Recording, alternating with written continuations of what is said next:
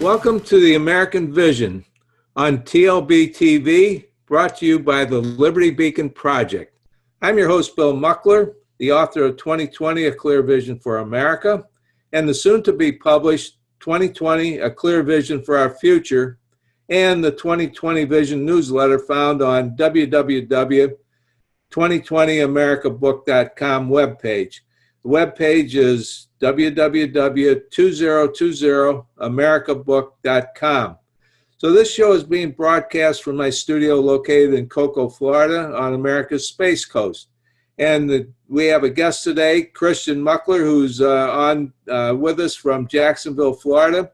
And we're going to talk some about current events and also about my book and how maybe the current events tie into the book. So, Christian, welcome to the show. Glad to have you with me. Thanks for having me on. Hey, let me give you a little background on Christian. Christian spent 6.5 years on active duty in the United States Air Force. He was in security forces and special operations.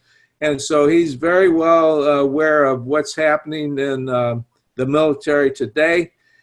Christian had the opportunity, which we gave him, to go to a private school, and he started working with computers and taking computer classes in the first grade. So technically, he knows what this is all about.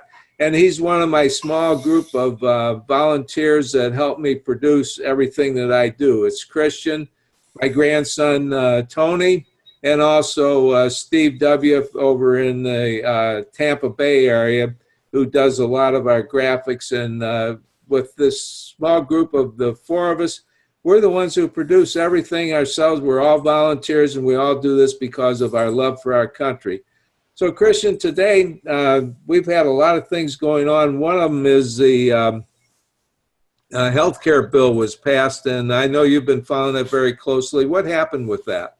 Well, it wasn't passed. It was shot down. Looking at Drudge, you can see a whole laundry list of stories related to it. But essentially, the Republicans lost 49-51, and I guess McCain led an opposition against it. I don't think anybody's really surprised by that. He and Trump don't get along, but we essentially have a Republican House, a Republican Senate, and a Republican President, and we can't accomplish anything. Yeah, when I write my newsletters, you write them in sort of a casual, sarcastic manner. And a lot of times I refer to myself as the Muckster, and I talk about the Shady Stream media, which is, I think we all know who they are, the J School people journalism school people who have been programmed to become leftist socialists. And then I have the goats, the goofy Obama adoration team people. And then we also have the rhinos, but I spell rhinos with the H just like the animal, and that's the really hypocritical, incompetent, do-nothing organization, which is what the Republican Party is now. So rhinos with an H, couldn't get it done. And so is this really the worst thing that could have happened to us? Because this bill was supposed to repeal Obamacare, wasn't it? Yes. Well, no, it was supposed to replace Obamacare with Obamacare Light. But here's the thing, and it really comes down to this. I don't even care about Obamacare. What I care about is having to pay a penalty for not having Obamacare. As far as I'm concerned, the government can come up with every idiot mandate, regulation, and law it can think of, and it can put it all into effect. But as soon as it compels me to participate in it by force, that's where I draw the line. Okay, I can understand where you're coming from there, and that's when it was ruled to by the Supreme Court to be a tax, and of course that's just one more tax added on to the more than 100 that we the people pay already. I'm in the 2020 book. I wrote a chapter on healthcare, and I also brought in the National Institute of Health and the CDC and brought in the whole comprehensive picture of health, including Medicare and Medicaid.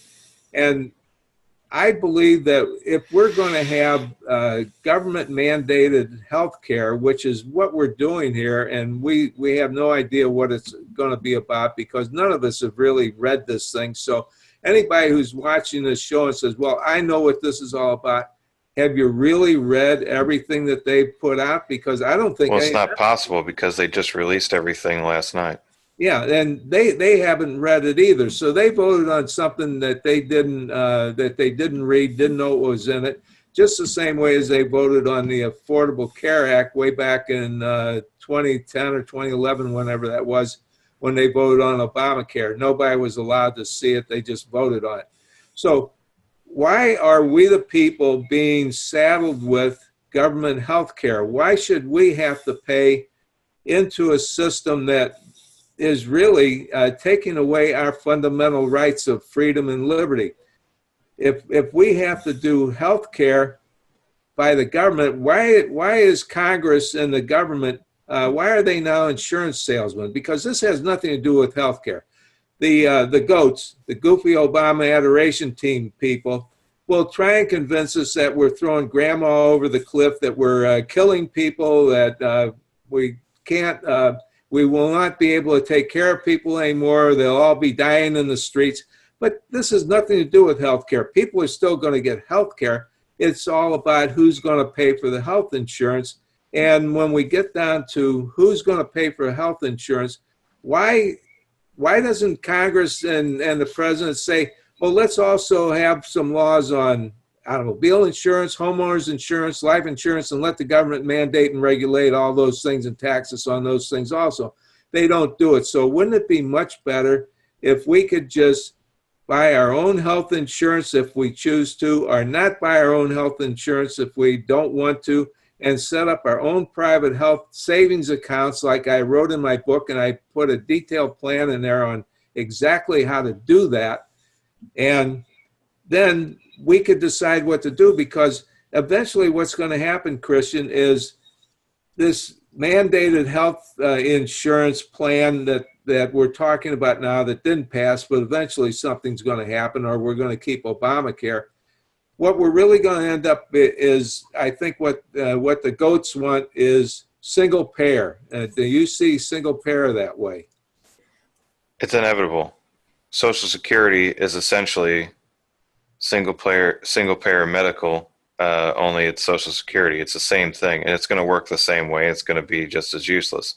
I think that something we've always talked about when we were consultants together is what is the root cause of these problems? And I feel like this is really the root cause is the government and the bureaucracy must find a way to remain relevant. Everything today can be done online. It can be done individually. We can, for the most part, automate our lives through a very technologically advanced capitalistic way. I don't even have to go to the grocery store anymore. There's an app and a service that will deliver my groceries for me. However, with healthcare, if people can go through get a job and go through a business and get their own health care, then the government has no need to be involved in that. The government needs to stay relevant. They need to prove to everyone that we need them to live. And I think that that's what this healthcare thing is really about. I think that Obamacare and all these things that are going to, the new plans that are going to be put forward by the Republicans are all going to be establishment politics, way of forcing us to rely on them until they finally hit us with the single payer system, which by then it's called hyper-normalization. You hear about it so much, and it's so big, and nobody can do anything about it until finally everybody just kind of relents and says, oh well, guess there's nothing we can do about it. We were going to get it anyway. And that's how it's going to happen. Yeah, I agree with you on that. The thing that concerns me is all of these things are ways that we're losing our freedom and liberty, and I don't know how we can get across to the more than 320 million people in this country that we're losing our freedoms, and when we finally lose all of our freedoms, we're going to be under the thumb of an evil dictator. And we can see that coming. We can see what's happening around the world when they do these things. So anyway, when we talk about single payer, that means the government is going to pay for health care. That means we're all going to pay for health care. Yeah. We're just going to be forced to pay for it, and the government will decide what health care you get. Exactly. And we can see what's happening with the Charlie Gard thing in London. We know what's happening in England and Canada with their single payer systems, that they're just not working. And so the government decides who can have what health care, and that to me is exactly what the Democrats are accusing the Republicans for. The goats are accusing the rhinos of saying you're going to kill people. But who's really going to kill people is the single payer system. Now, in a single payer system, what happens is the government pays for health care. Okay, where does the government get their money? They get it from the taxpayers. Okay, when the taxpayers' ability to pay more money into the system is exhausted, then no more money can be put into the healthcare system, which means that when prices remain stable or expenses remain stable, then something has to happen. Quality goes down. Yeah, I agree. It's not going to work. And I feel like, I do feel like that there is a growing, almost sort of anarchist movement right now going on in the country, and it's really on both sides. You have the alt-right, dubbed by the media, and then you have the black bloc, the Antifa, and all the Occupy Wall Street individuals, right? And you have those; they're both on totally opposite sides.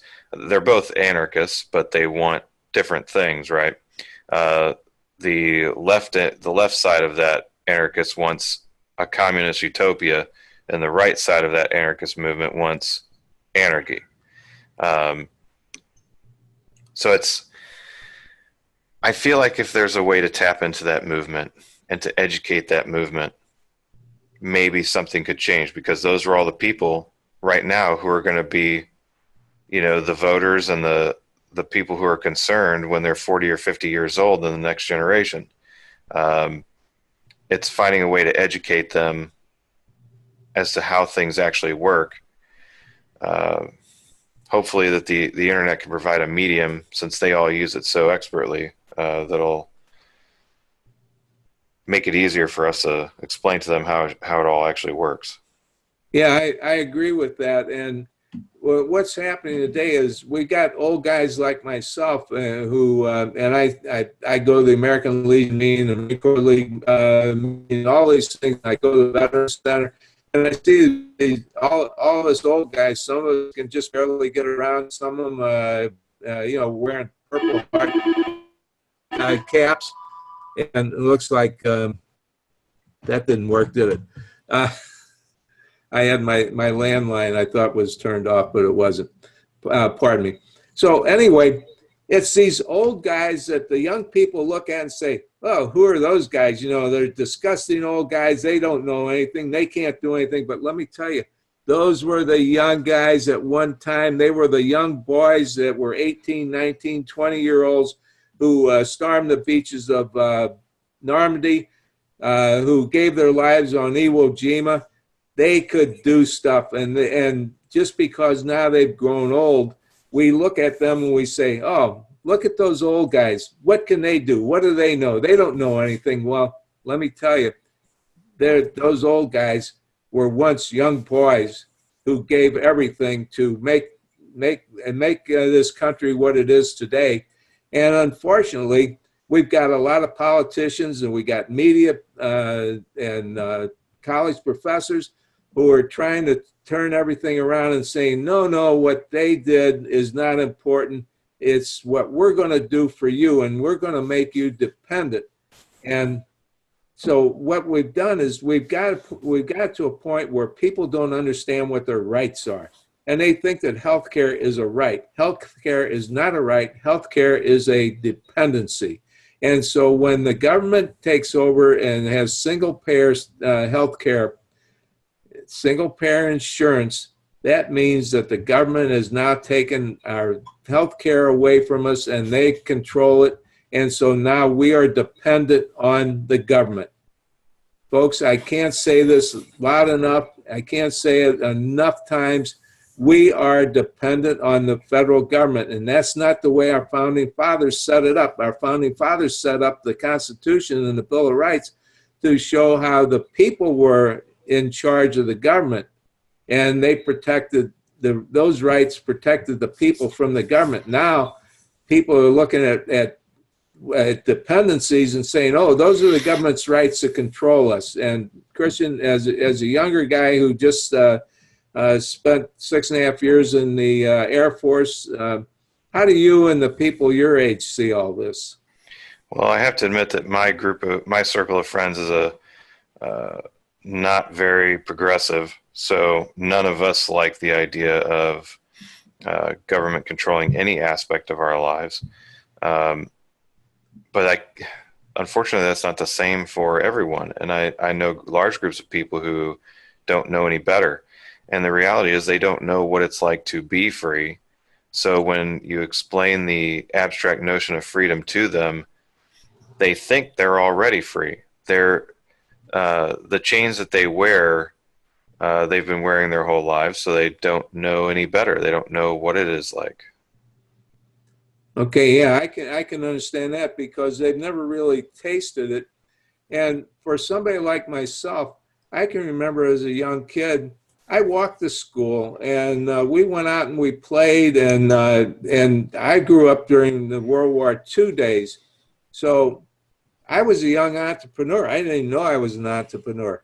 But anyway, because a lot of the men were in the service and they weren't there, I used to mow lawns, and I got a quarter for cutting the grass for one of our neighbors, people around, and I used these push mowers. There was no gas mower or electric mower. It was a push mower, and I got a quarter, and I made money that way. And I was doing something for the people who, most of them had to work. They were working for the war effort. In the wintertime, I shoveled snow. And every now and then, I could get a ride out to the golf course, and I could caddy and make a few bucks that way. So anyway, I did all those jobs that Americans won't do, and I could save money. But you know what? I experienced something that I don't think young people experience today. I experienced the joy of accomplishing something. I went out and I accomplished something. Now, from what I understand, we can't get anybody to work at anything. In fact, we offer them $10 an hour to just show up in some of these socialized government programs, and they don't even want to work. They just come and that's it. They don't think they have to do anything. So they don't accomplish anything. So when people are on welfare and people are on food stamps and people get free health care, they are dependent on the government. So they, in effect, have become slaves, and they've given up their freedom, and they're dependent on the government to give them everything. And so they've lost the American spirit. And I wrote about the American spirit when I wrote about the Declaration of Independence in my newsletters. I wrote about how the Founding Fathers really declared more than independence. They declared the American spirit by which they could do anything that they wanted to do. They were responsible, self-reliant people. They made things happen, and they experienced the joys of accomplishing something. And why do we have people today who are so unhappy about everything? Because they've never experienced the joy of accomplishing anything by actually going out and working and making something happen, providing a service, making a product, building a building or a bridge or whatever, and then being paid for that and saying, oh, now I have something that is for my talents and time. I receive value back for it. I accomplished something. And I just don't see it happening today. And Christian, I know you have a very responsible job where you're working for Capstone.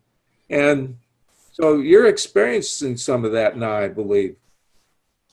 I am. I actually have, I have 10 employees that work for me. I'm a site manager at a warehouse, and of those 10 that I know of, 8 are very much in love with how our system works, which is not an hourly wage, but they actually make a commission wage based on how quickly and how efficiently they work.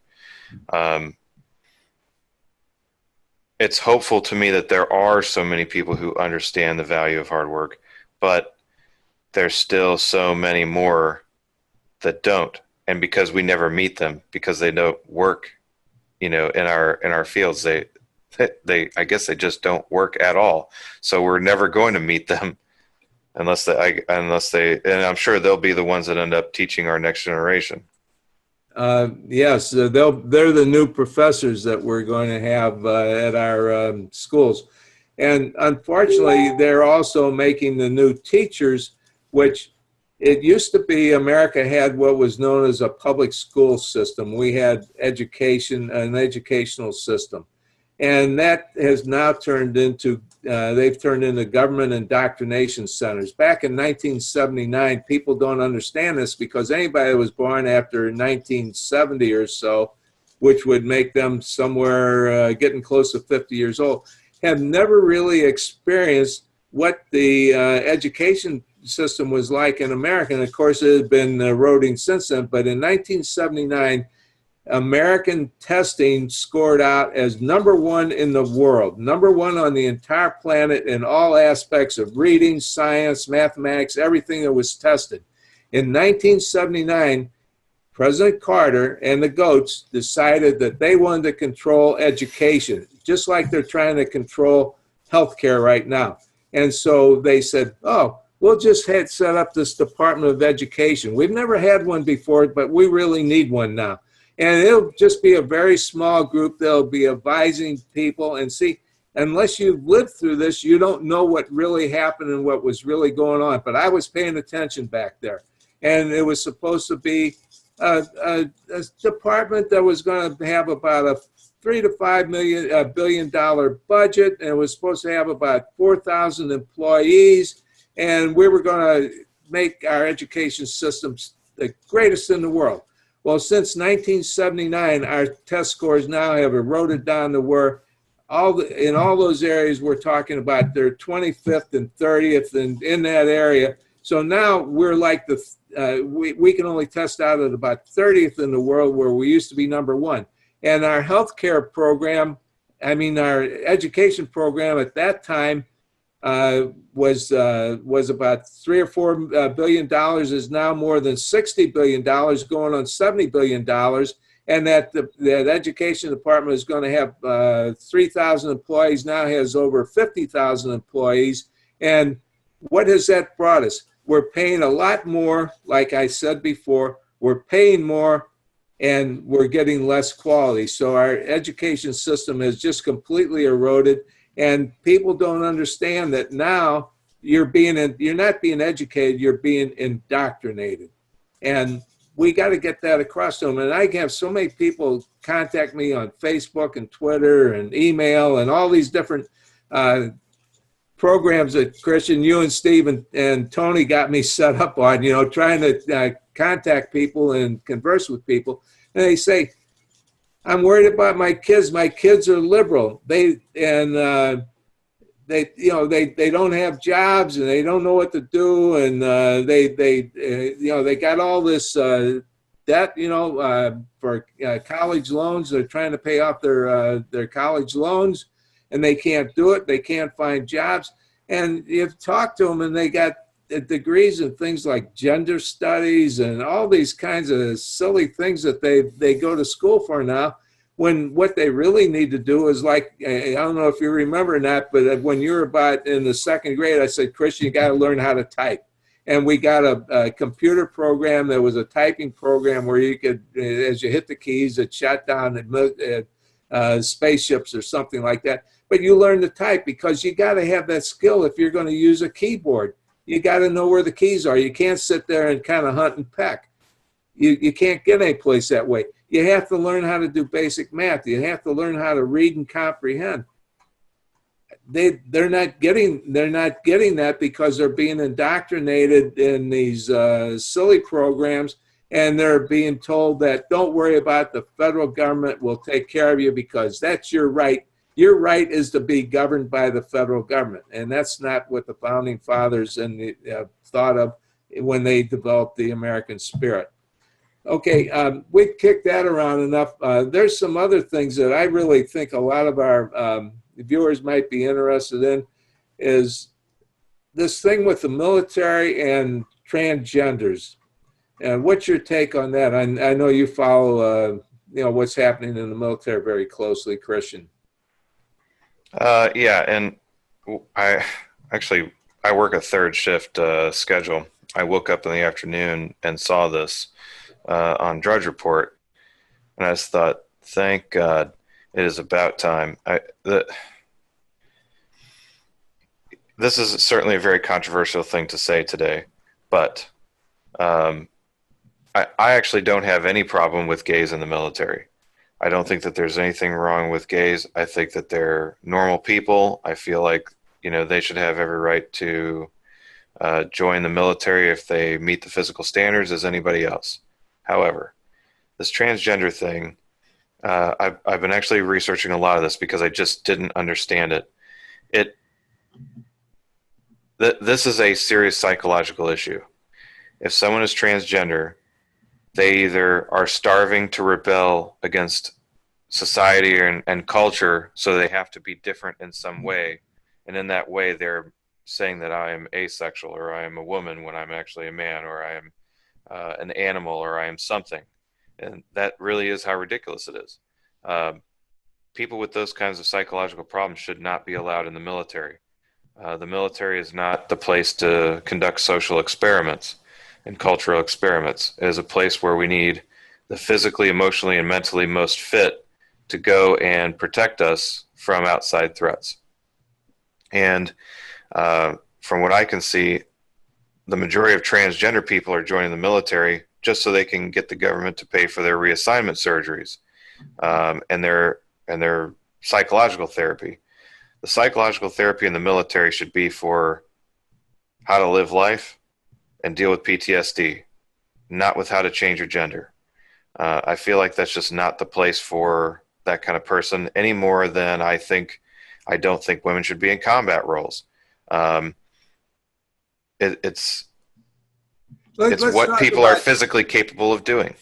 Let's talk about combat roles. I can remember when you were on active duty, and you talked about how you had to make sure that you could protect your guys, and guys could protect you, and that when you're in combat, when you're in operations, that you had to depend on everybody. And when you had women in your unit with you, I think, as I recall, you told me you had to slow down because they held you back. So it was like when I was in the Marine Corps and we were sailing from Pearl Harbor to Vietnam, we could only go as fast as the slowest ship in the convoy. And unfortunately, that was an LSD.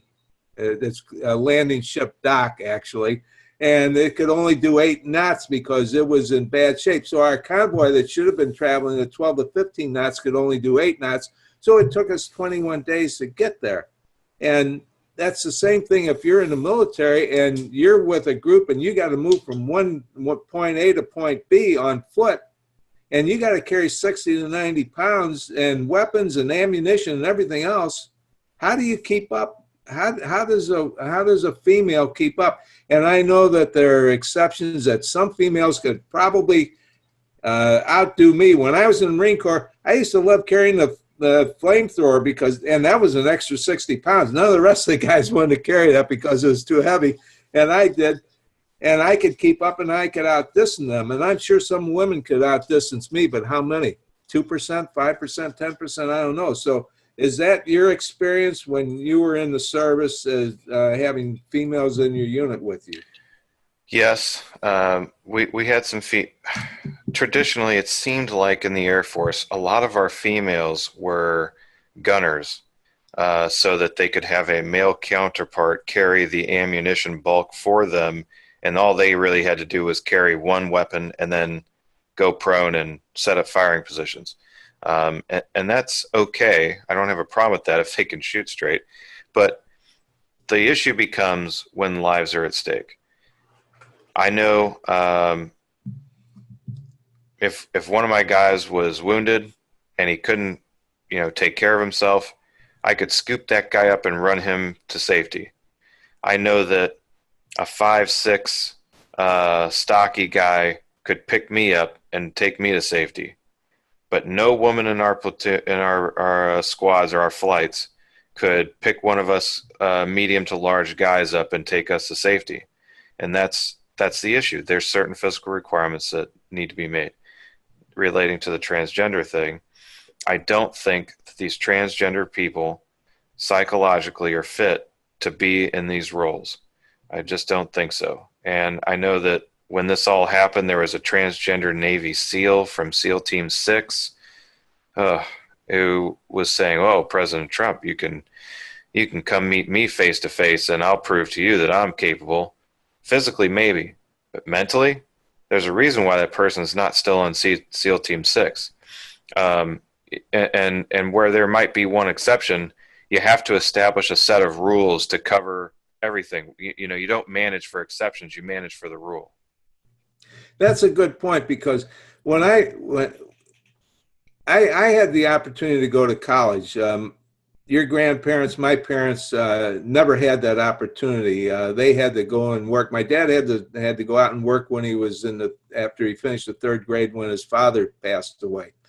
So I was the first guy in the family to go to college. My dad said, "You're going to college." So I said, "Yes, sir, I'm going to college." When I graduated from college, I was fortunate enough that I was selected into the United States Marine Corps Officer Candidate course. And so I had to take a physical, and there are certain qualifications that I had to have. I had to have a college degree. Okay, if I didn't have a college degree, I couldn't go into that course. But I could have gone into the United States Marine Corps. But I was fortunate enough. I was about 6'1". I weighed about 165, and I was in tremendous physical condition. I could outrun anybody. So anyway, if there were some qualifications, though. If you were over 6'6", you could not go into the military. And the reason for that was not discriminating against tall guys. It was that you gotta have arms, and the uniform sizes wouldn't work for somebody who was that tall. And then you had to have facilities for them, like a bed for a guy that's 6'6", or taller. So where do you stop? At 6'8" or 7 foot or whatever. So there's certain qualifications you have to have. You have to have some kind of standards. And if you don't have those standards, then you end up with all these exceptions. And the military is not the place for exceptions. You have to have a standard group. And unfortunately, that's the way it is. But when you're going into combat, you can't have exceptions. You have to have everybody on the same page going in the same direction. And I just don't see it. So anyway, if somebody has flat feet, they can't, they're rejected. They're not qualified. And I thought, this is really stupid. What difference does it make until you find out that, there's people with flat feet have a difficult time standing on one foot. They can't balance themselves. They have a hard time standing, period. And so a lot of those things would diminish their role when they were in the service, doing things like you said, Christian, about being able to cover the backs or carry somebody wounded out or something like that. And so we have to have standards, and we have to have some kind of a set of parameters by which people fit into, because that's what the military is. Like you say, the military is not a social experiment. But the goats, the goofy Obama adoration team, they want the military to be a social experiment. Why? Because they have no clue. They don't have any understanding, because they've never been in the military. They've never experienced the training. They've never found out what it's like to be in combat or to be in situations where you had to take care of somebody else, because they're all very self-centered, in my opinion. I don't know how you. I agree. And that's part of the issue too. Is so many of the younger generation believe them to be entitled to rights that the government gives them. And they believe that these rights can be taken away. They believe that joining the military apparently is a right. It is not. No one has a right to join the military. You have a right to get set up for selective service, but you have no right to join. It's just there's a huge disconnect with the new generation on this issue, and it's just the broader issue of what they deserve and what they don't deserve. Okay, you remember when I spoke at Jacksonville University, and fortunately you were able to get some time off so you could be there in the audience and help me kind of set up my table and books and banners and all that kind of stuff, which I really appreciate. And as I was talking, I asked some questions, and I said, who in the audience can tell me what the 5 rights are that you're guaranteed under the First Amendment? If you remember, all those college students, and some of them are very bright, very intelligent, all dressed up with suits, and some of the ladies, the young ladies, had high heels. I mean, you know, these were not somebody that, you know, was illiterate. The most they could do is give me 3. And so I thought, you know, only give me 3 of the 5 rights guaranteed under the First Amendment. Where are we going to? So then I go and I speak to the Military Officers Association of America, Cape Canaveral chapter luncheon. And I've got 110 retired and former military officers in there. And I'm talking, and I ask the same question. And guess what? I can only get 3 rights.